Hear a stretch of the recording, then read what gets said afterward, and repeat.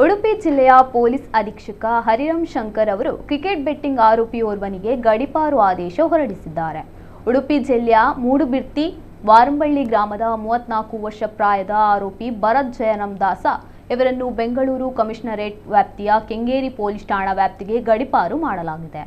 ಈತನ ವಿರುದ್ಧ ಕೋಟಾ ಮತ್ತು ಕುಂದಾಪುರ ಪೊಲೀಸ್ ಠಾಣೆಯಲ್ಲಿ ಕ್ರಿಕೆಟ್ ಬೆಟ್ಟಿಂಗ್ ನಡೆಸಿರುವ ಬಗ್ಗೆ 3 ಪ್ರಕರಣಗಳು ದಾಖಲಾಗಿದೆ.